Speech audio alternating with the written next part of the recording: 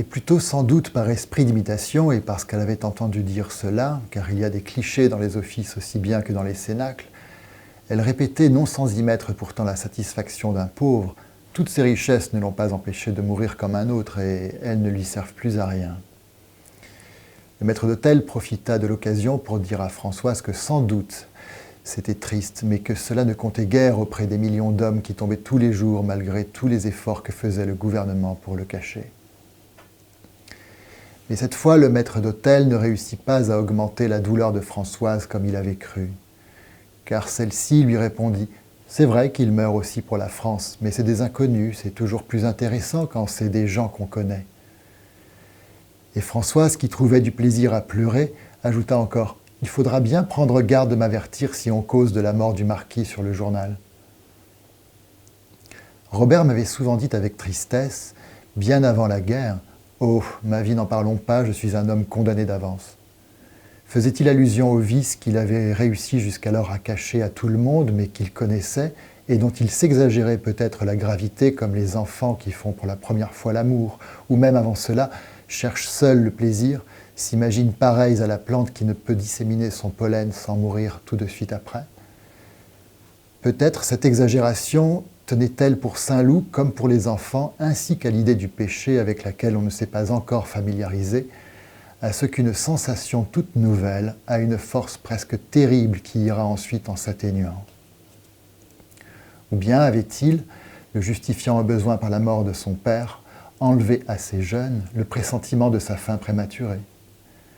Sans doute un tel pressentiment semble impossible. Pourtant la mort paraît assujettie à certaines lois.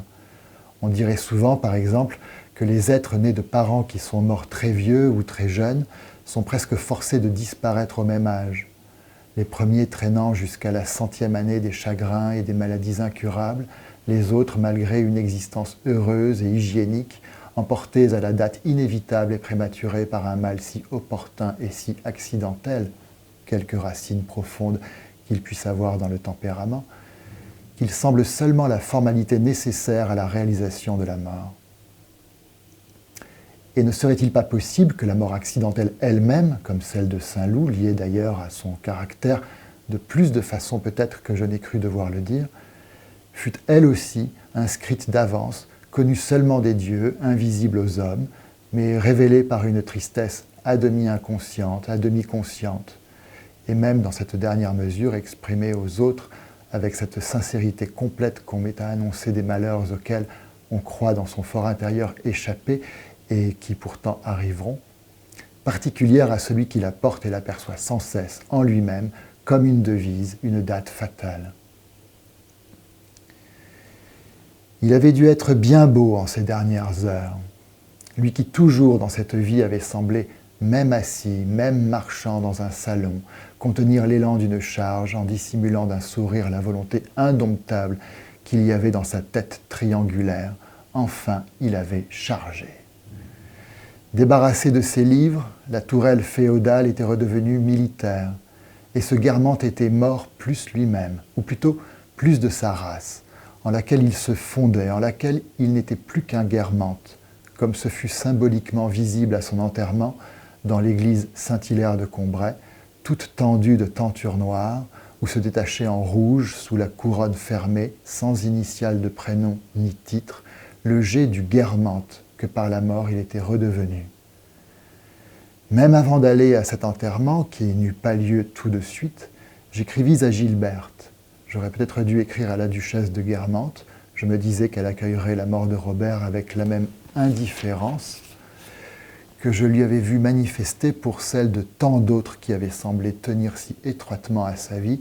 et que peut-être même, avec son tour d'esprit Guermantes, elle chercherait à montrer qu'elle n'avait pas la superstition des liens du sang.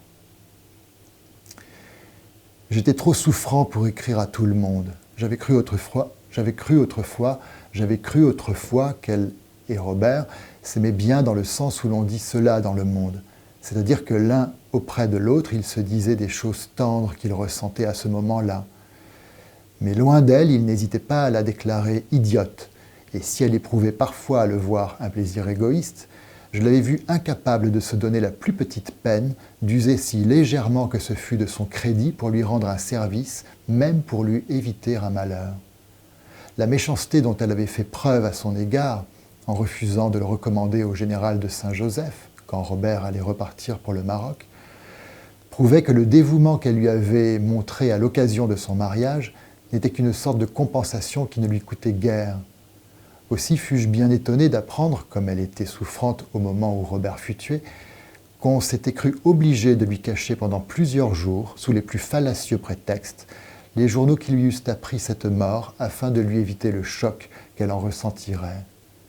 Mais ma surprise augmenta quand j'appris qu'après qu'on eût été obligé enfin de lui dire la vérité,